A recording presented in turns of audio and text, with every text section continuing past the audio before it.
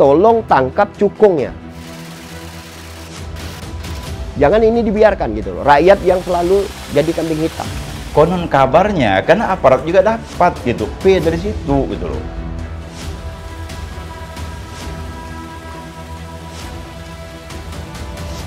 Peti ini semestinya kalau saya selaku bupati saya tutup.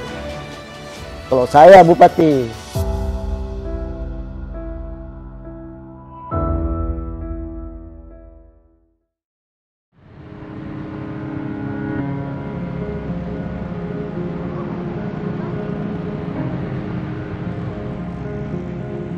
Kabupaten Ketapang secara geografis berada di bagian selatan Provinsi Kalimantan Barat, yang merupakan kabupaten terluas di Kalimantan Barat dengan penduduk lebih dari 570.000 jiwa. Kabupaten Ketapang juga memiliki beberapa hutan desa yang hak pengelolaannya ditujukan untuk kesejahteraan desa. Tapi kondisinya terancam oleh beberapa faktor, salah satunya kebakaran hutan. Pada tahun 2019, Ketapang menjadi kabupaten yang memiliki titik api terbanyak sejumlah 1061 titik. Kebakaran hutan dan lahan tahun 2015 dan 2019 di Desa Pematang Gadung menjadi bukti nyata ancaman di depan mata. Luas wilayah yang terbakar mencapai 11 hektar pada 2015 dan lebih dari 1.700 hektar pada 2019. Kebakaran lahan bukanlah satu-satunya ancaman yang mengintai. Bayang-bayang kerusakan lingkungan dan kehidupan sosial tak terhindarkan akibat aktivitas pertambangan emas ilegal yang membabi buta.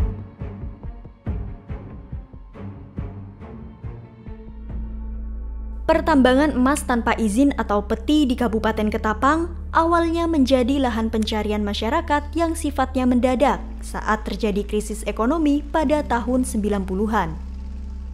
Awalnya, para penambang hanya menggunakan alat tradisional seperti cangkul dan dulang. Lalu pada 2002, mereka mulai menggunakan mesin robin. Dan sejak 2008 hingga sekarang, mereka menggunakan mesin dompeng, mesin mobil, hingga alat berat seperti ekskavator. Penggunaan mesin serta alat berat menyebabkan areal peti meluas signifikan. Pemantauan lapangan dan analisa spasial menunjukkan peti menyebar di sepanjang Sungai Pesaguan dan Sungai Kepuluk yang melintasi 3 kecamatan yakni Matan Hilir Selatan, Sungai Melayu Raya, dan Tumbang Titi.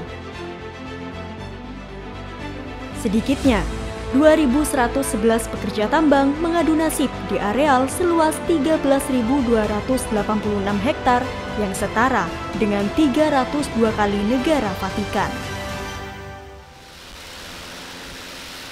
Para pekerja tambang bukan hanya masyarakat lokal, namun mereka juga berasal dari Jawa, Sumatera, dan Sulawesi.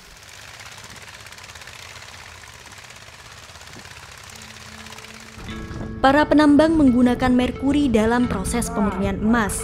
Padahal, merkuri memiliki julukan The Big Three Heavy Metal, alias satu dari 3 jenis logam paling berbahaya. Paparan tinggi terhadap merkuri dapat menyebabkan kerusakan saluran pencernaan, sistem saraf, dan kekebalan tubuh. Penggunaan merkuri tertuang dalam Perpres nomor 21 tahun 2019. Dalam Perpres tersebut, merkuri ditargetkan dihapus 100% pada tahun 2025. Limbah merkuri yang akhirnya mengarah ke sungai membuat air sungai keruh dan dampaknya dirasakan langsung oleh para nelayan. Oh, dulu berarti banyak ikan sih? Kok banyak. Dulu ada pakai numpak itu bisa. Air pakai teh jernih ya, pakai sampang, pakai senta, dulu teh kan dulu. Gitu biak anakku. Anak udah 30 lebih umurnya. Biasanya 10 kg ikan bisa terjaring dalam sehari. Namun, akibat adanya peti, para nelayan hanya mendapat 2 ekor ikan dari jaring yang ditebar selama 3 hari 3 malam. Sekali lokasi mas ada, ikan pun berkurang. Ini pun cuma amat gak jernih, tidak macam air apa je. Belum nih pakai air dalam. Tidak air lain. Kau air senang-senang tak. Kotor. Untuk celupkan tangannya, kuku itu hitam. Fakta kesulitan mendapat ikan tak hanya dialami Ahmad dan Sabariah. Nelayan lain pun merasakan dampak yang sama. Orang tua tuh cerita kadang ikannya besar-besar dan sangat mudah juga kan didapat. Jadi mereka biasanya dijual juga. Ya pasti untuk makan pasti cukup lah. Tapi kalau yang dibanding sekarang sangat jauh berbeda. Jangankan untuk dijual, kadang untuk makan aja susah. Berbeda kondisinya dengan para nelayan sebelumnya, kami bertemu dengan seorang pemancing udang. Nelayan udang ini justru cukup beruntung karena mendapat beberapa ekor udang, sebab titik sungainya tidak dilewati aliran dari peti. Faktor lingkungan hidup tetap menjadi masalah krusial yang perlu mendapat pengawasan intensif. Dengan adanya kegiatan peti yang nyaris tanpa pengawasan, dapat dibayangkan bagaimana kerusakan lingkungan hidup yang terjadi. Proses mengambil mineral yang berada di bagian bawah tanah mengubah bentang alam. Perubahan tersebut berdampak pada kerusakan infrastruktur ekologi yang merupakan zona kehidupan manusia. Sementara pemulihan kondisi lingkungan akibat tambang sangat sulit dilakukan. Dalam kurun waktu 12 tahun terakhir, laju kerusakan akibat peti per hari mencapai 3 kali luas lapangan sepak bola.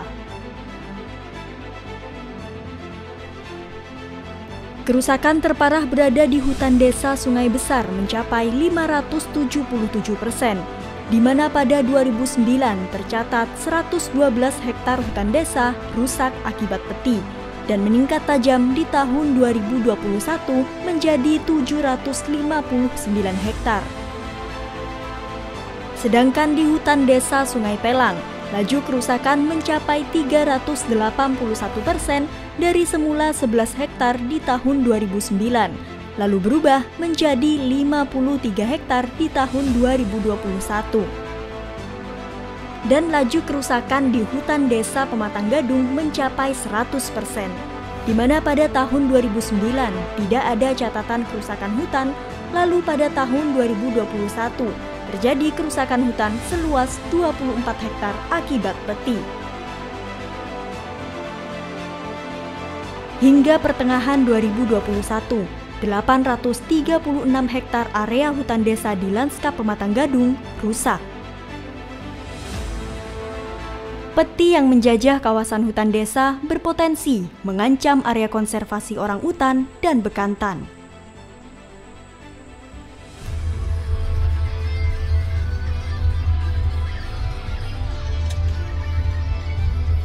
Kami mendatangi salah satu areal pertambangan ilegal yang berada di Blok Lubok Pacat, Desa Pematang Gadung. Kami bertemu dengan Lembaga Pengelola Hutan Desa atau LPHD, pihak yang menjaga hutan dari berbagai ancaman termasuk peti.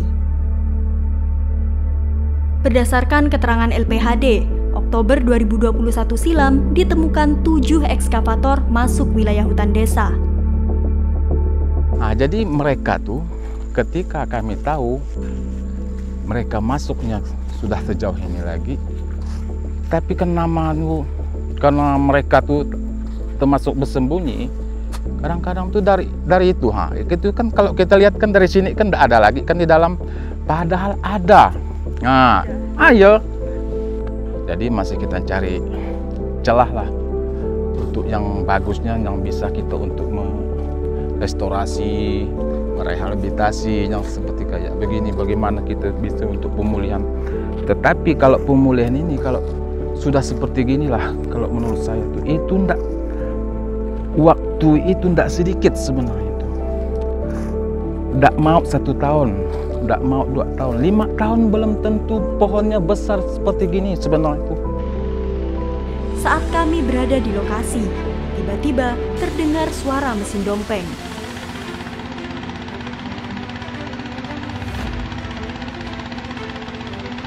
Tim LPHD segera menyantroni lokasi sumber suara tersebut dan langsung memberhentikan aktivitas penambang.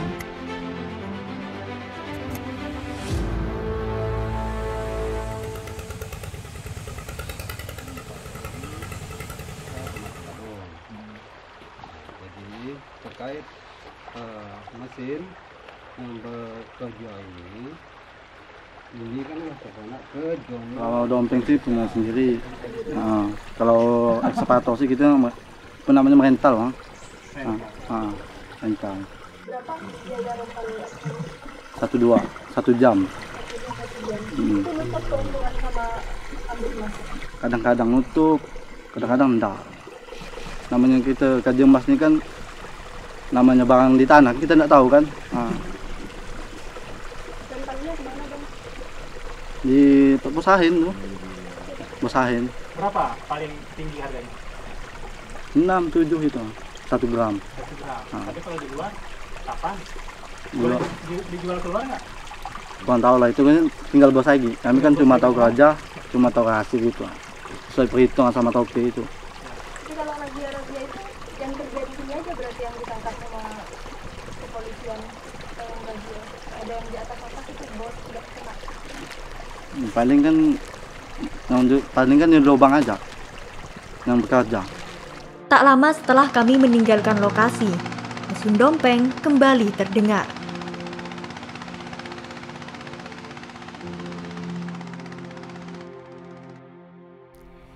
Inilah alur hierarki pihak-pihak yang terlibat dalam peti.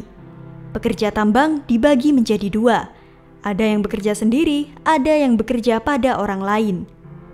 Penambang yang bekerja pada orang lain akan dikoordinir oleh ketua rombong yang melakukan pengawasan terhadap para pekerja. Kemudian, tugas ketua rombong diawasi oleh tauke. Tauke lah yang memiliki peran memastikan jalannya operasional pertambangan. Ada juga tauke yang menjadi pemilik lahan sekaligus merekrut dan pemberi upah para penambang. Tauke pun berperan sebagai penada emas, dan merekalah yang biasanya memiliki ekskavator atau sebatas menyewa alat berat kepada pihak lain. Emas yang diserahkan penambang kepada tauke lalu dijual ke penampung atau pengepul emas. Dan emas yang dijual tersebut emas ilegal yang tidak melalui proses pajak negara.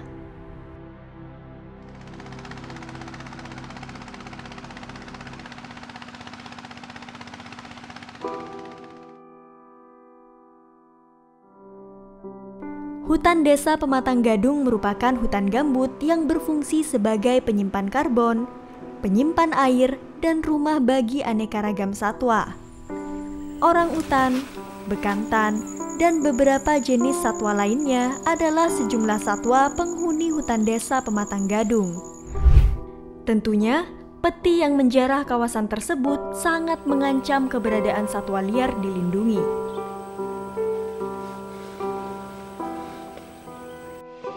Penasaran dengan keberadaan satwa liar di kawasan hutan desa, kami menemui tim pengaman hutan dan peneliti satwa liar.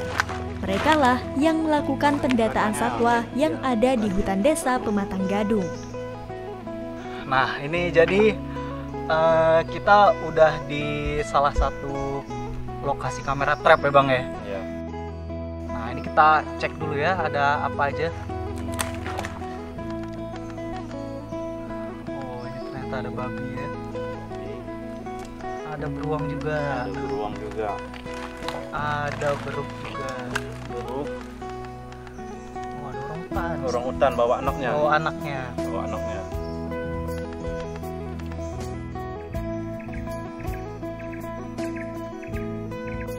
Kami juga sempat menemui tim pengaman hutan desa yang pernah bekerja sebagai penambang peti.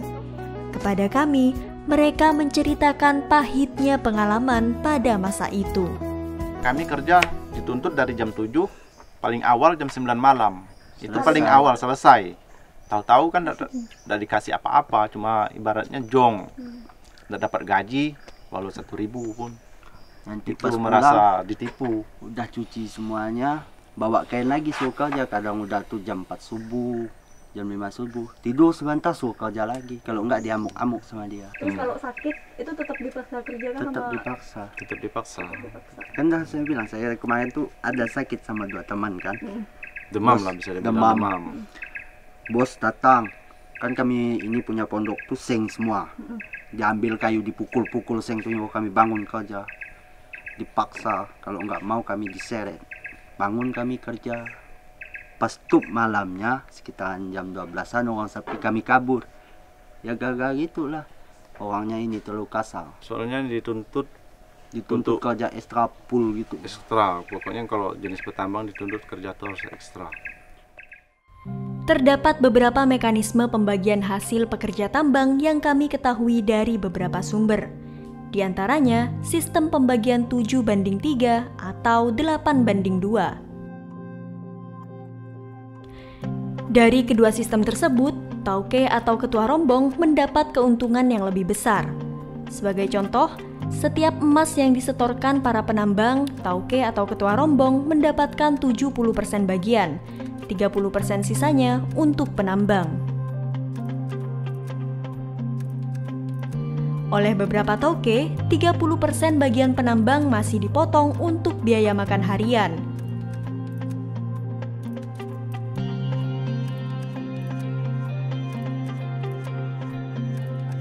Pembagian hasil yang tak adil membuat para mantan penambang ini merasa ditipu selama bekerja di tambang emas ilegal. Dia merasa ada keluarganya di sini banyak. Meski beberapa penambang memilih berhenti, tetapi persoalan tambang bukan hal yang sepele untuk diatasi. Karena masih banyak masyarakat Desa Pematang Gadung menggantungkan hidupnya pada peti.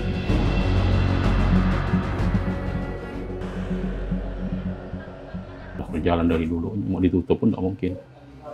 Tidak mungkin kalau untuk ditutup. Tidak mungkin, saya rasa tidak mungkin. Tapi kalau kita dengan kekerasan, tadi kan tidak mungkin masyarakat kita. Masyarakat cuma cari makan, kan itu. Nah, mereka sana ada yang jualan, ya jualan untuk orang yang kerja itulah. Istilahnya ekonomi itu berputar di situ, berputar di situ bagi pendulang maupun pencari kerja yang karyawan-karyawan. Sementara pengusaha kan kita tidak tahu. Isa Ansari, Ketua Front Perjuangan Rakyat Ketapang yang juga merupakan tokoh masyarakat, sangat geram akan kondisi peti yang menjalar di wilayahnya. Jadi dampak peti ini bukan hanya mengancam lingkungan, tapi mengancam moral. Yang jelas kalau kami menyebutnya rentan tempat maksiat. Mengapa kami sebut rentan tempat maksiat? Ya, ada tenda-tenda bahasa di sana, tenda biru, tempat lokalisasi prostitusi, penjualan narkoba marak, ya, minuman keras.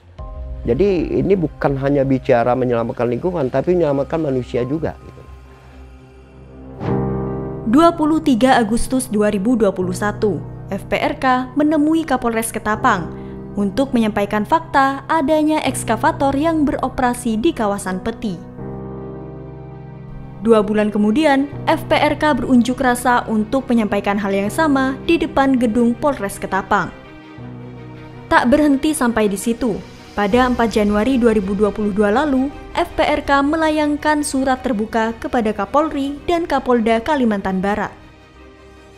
Saya kemarin bertemu dengan Kasat Intel Polres Ketapang. Bertanya, siapa yang mendata? Ada 168 unit ekskavator, 359 set mesin gelondongan, 24 buah tong telah terdata oleh aparat penegak hukum. Apakah ini benar? Ternyata benar, Polres mengakui bahwa mereka yang mendata. Jadi untuk apa didata ketika tidak ada penegakan hukum? Jadi tujuan mendata itu apa? Isa Ansari juga menyampaikan hal ini kepada Gubernur Kalimantan Barat. Namun, ia malah diminta melapor ke Mabes Polri. Dan berdasarkan pemantauan kami dan apa yang kami lihat, bahwa yang ditangkap oleh aparat penegak hukum ini hanya masyarakat kecil saja. yang terkesan hanya mencari makan dari menambang emas itu. Sementara sampai hari ini kami belum menemukan para cukong yang kami tahu. Mungkin aparat penegak hukum pun banyak yang tahu keberadaan cukong, siapa nama cukong, pemilik ekskavator ratusan yang ada di lapangan itu. Ada memang cukong yang cukup terkenal dengan inisial AHN, ya, sangat terkenal itu. Tolong tangkap cukongnya. Jangan ini dibiarkan gitu loh. Rakyat yang selalu jadi kambing hitam, masyarakat kecil selalu jadi kambing hitam. Seperti itu. Kalau menurut pengamatan Bapak, kenapa cukong-cukong ini seakan-akan tidak tersentuh? Itu berarti karena ada backingan dari apa? Ya, kami menduga seperti itu. Karena tidak mungkin Polres tidak tahu. Tidak mungkin polisi tidak tahu. Karena sudah didata loh. Tentu pada saat didata 168 ekskavator ini pemiliknya siapa gitu loh. Masa masyarakat yang tukang menggali segenggam pasir bisa beli ekskavator? Ini ada mafia di sini yang selalu berkolaborasi, saling menguatkan, sehingga kami anggap ya laporan kami dianggap nol.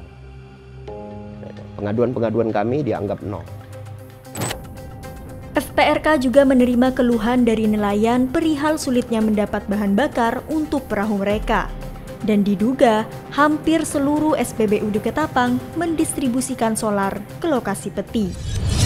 Klimaksnya pada 4 Agustus lalu, puluhan nelayan dan sopir truk menyambangi kantor Bupati Ketapang untuk berunjuk rasa lantaran petugas SPBU Kabupaten Ketapang yang acap kali tak mau melayani mereka dan lebih mengutamakan mobil tangki serta truk bermuatan drum solar yang diduga untuk dibawa ke berbagai perusahaan tambang ataupun lokasi peti. Aksi ini mendesak aparat penegak hukum untuk bertindak tegas terhadap mafia BBM bersubsidi dan aktivitas pertambangan ilegal. Bahwa ada dugaan oknum aparat penegak hukum di wilayah Kabupaten Ketapang yang bermain di dalam mafia BBM bersubsidi. Kami perlu dan kami pertegas, kami mohon Pak Kapolri dan Pak Kapolda untuk menindaklanjuti apa yang menjadi aspirasi kami, tuntutan kami pada hari ini. Dan yang tak kalah pentingnya adalah ketegasan dari aparat penegak hukum. Jika ada ditemukan penyeludupan BBM di Kabupaten Ketapang, jangan diam. Ini selama 1 tahun diam. Ya, kami minta Pak Kapolres, kalau memang nggak mampu jadi Kapolres ya udahlah, mundur saja ya, mundur. Kalian mengorbankan waktu 1 hari ini, insya Allah akan dicatat Allah sebagai ibadah kalian.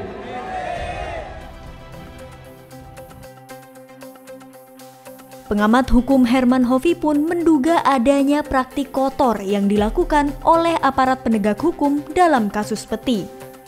Nah itu pun yang ditangkap itu hanya betul tadi, hanya pekerja-pekerja saja.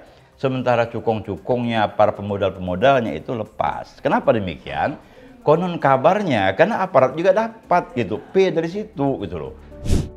Polda Kalimantan Barat dan Polres Ketapang terus melakukan penertiban terhadap peti.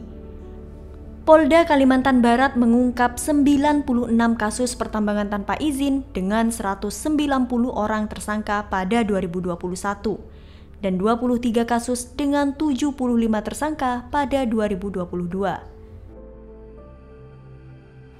Dalam proses penegakan hukum pertambangan itu kita membutuhkan personil yang cukup memadai dan jauhnya lokasi dan itu juga rentan akan longsornya wilayah yang di wilayah pertambangan tersebut. Selain itu, dari sisi psikologis massa, artinya masyarakat yang ada di pertambangan sana juga kita harus melihat psikologi massanya. Kenapa? Karena memang masyarakat itu memenuhi kebutuhan untuk hari itu kerja, hari itu dapat uang, hari itu untuk makan. Ini yang harus kita pertimbangkan, dan kalau orang dalam kondisi terdesak seperti itu artinya emosionalnya tidak terbentuk. Nah ini harus kita kelola dengan baik secara psikologis dari masyarakat yang ada di sana. Berdasarkan laman resmi SIPP Pengadilan Negeri Ketapang, sebanyak 38 kasus peti tercatat sepanjang 2021 hingga September 2022. Kami melakukan analisa lebih lanjut terhadap 37 perkara yang mencapai minutasi melalui laman Direktori Putusan Mahkamah Agung. Hasilnya, terdapat 3 perkara yang diputus sebagai pihak penampung mineral yang tidak berasal dari IUP, IUPK, dan SIPB. 4 perkara diputus sebagai pihak yang menyuruh melakukan pertambangan tanpa izin, dan 30 perkara diputuskan sebagai pihak yang melakukan pertambangan tanpa izin, turut serta melakukan usaha pertambangan tanpa izin, dan bersama-sama melakukan pertambangan tanpa izin. Di pihak lain, Balai Gakum KLHK Kalimantan Seksi Wilayah 3 Pontianak turut angkat suara terkait penegakan hukum pertambangan ilegal di wilayah hukum mereka.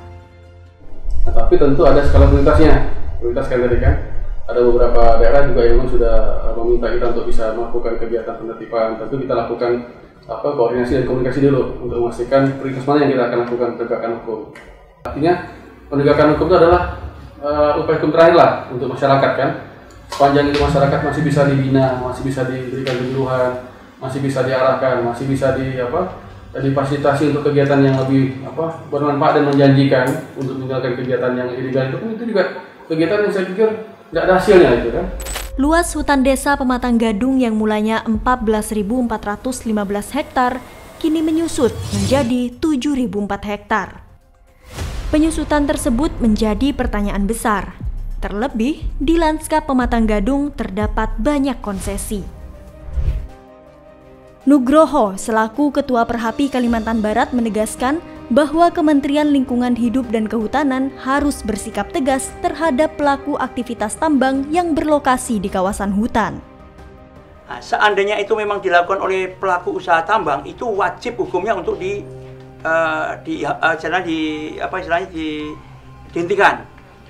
Bahkan itu kan masuk kawasan hutan sehingga pihak dinas atau Kementerian Lingkungan Hidup dan Kehutanan itu memang harus punya istilahnya suatu tindakan yang jelas bahwa itu kawasan hutan harus diselamatkan.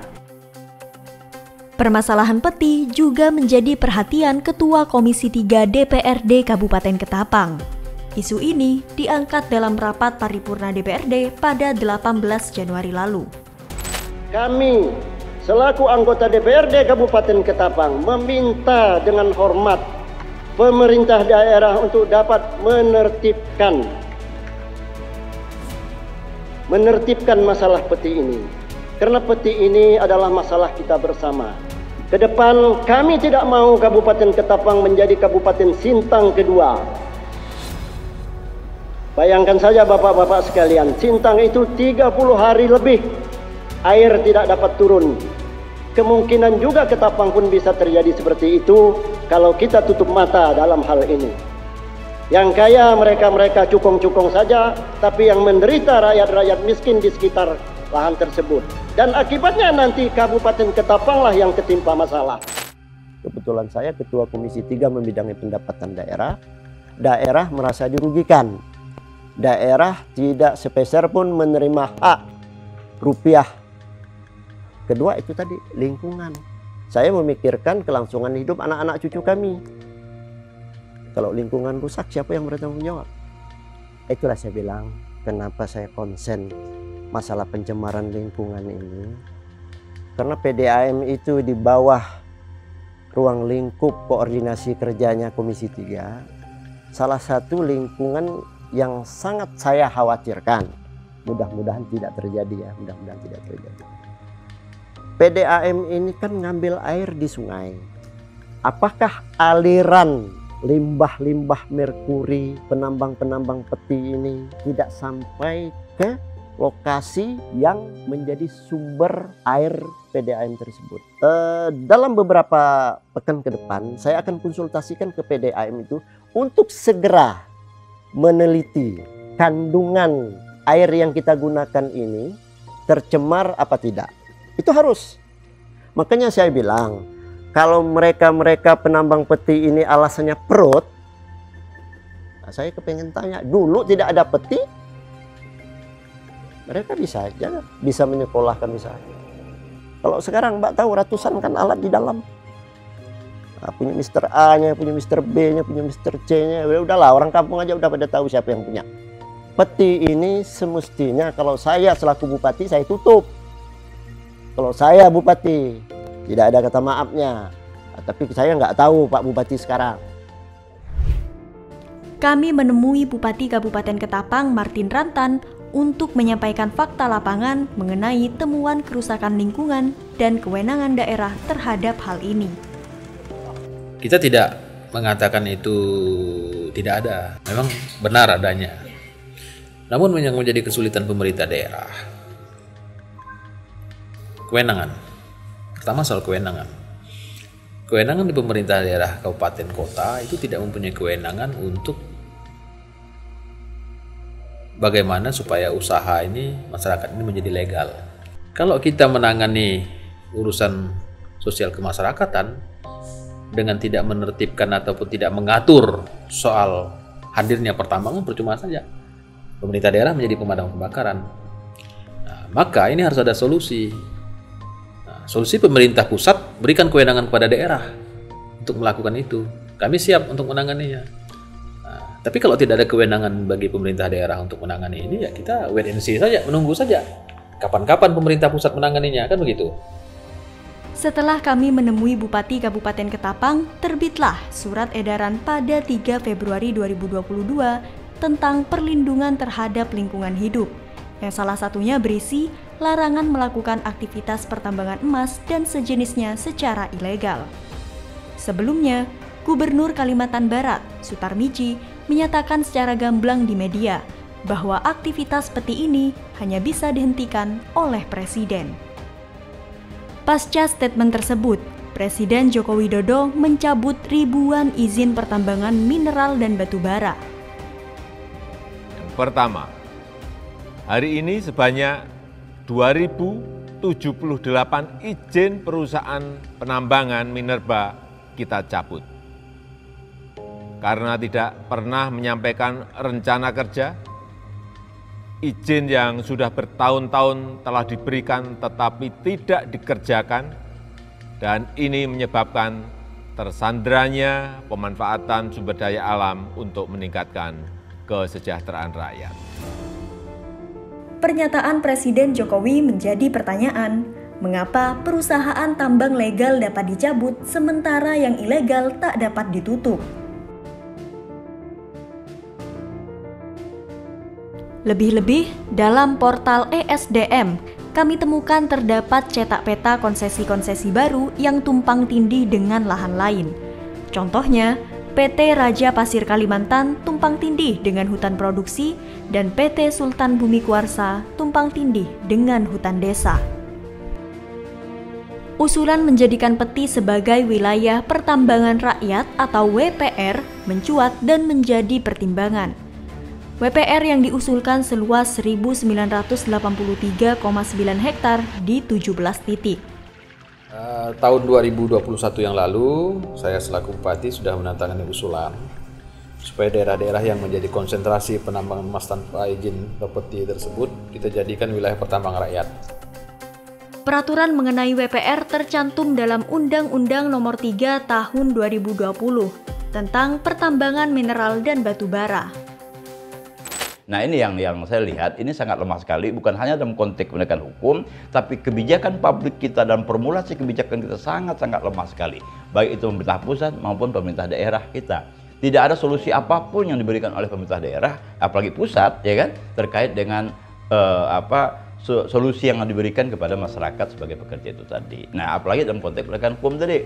Saya katakan bahwa yang ditangkap memang itu tadi para pekerja-pekerja di tingkat level bawah, sementara para pengusaha dan sebagainya, pemilik modalnya tidak ditindak gitu ya. Merkuri, ya kan? Nah, ini dijual bebas. Kalau memang ini dilarang, stop. Ya kan? Kalau ini di stop, selesai urusan itu semua itu. Nah, kenapa ini bisa didapatkan di mana-mana gitu? Nah, harusnya kalau memang serius, ya kan, hentikan, ya kan, pemasaran merkuri itu, atau pemasaran merkuri ini diatur sedemikian rupa untuk orang-orang tertentu, tempat-tempat tertentu yang memang dibutuhkan gitu. Jadi sangat menyedihkan lah kan, kalau kondisi peti ini. Saya lihat belum ada keseriusan. seperti itulah. Sampai detik ini saya lihat belum ada keseriusan. Ya kan? Baik itu penegakan hukumnya maupun tadi saya katakan alternatif-alternatif apa yang diberikan.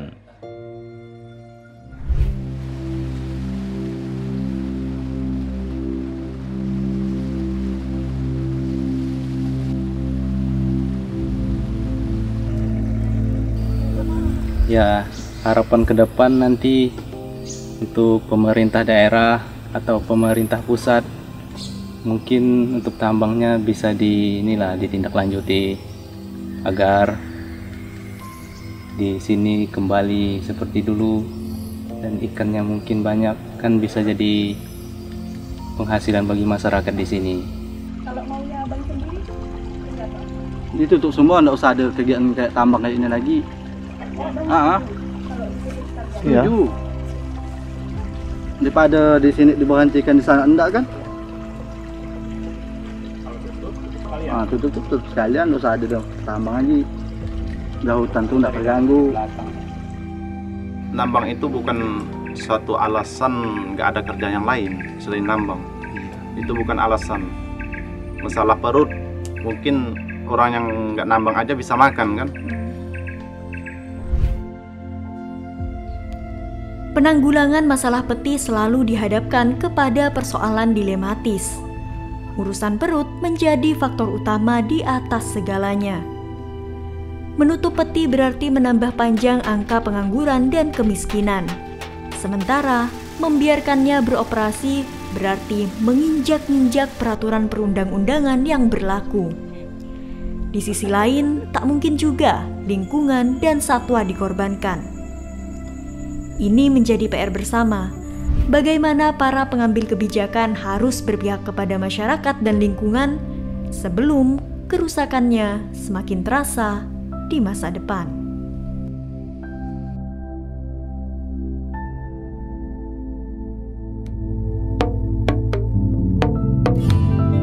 Lihatlah di sana, hutan-hutan tak lagi indah. Lihatlah di sana, keamanan tak lagi nyaman.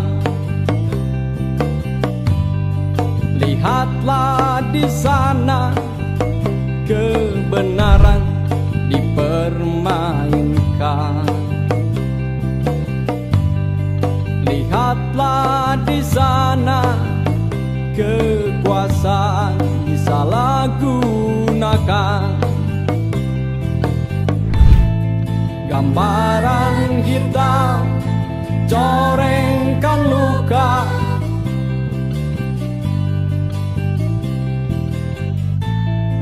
Catatan sejarah goreskan tinta hitam Sukawa. Oh ya, apa kabar para penguasa? Masihkah kau terus menindas mereka?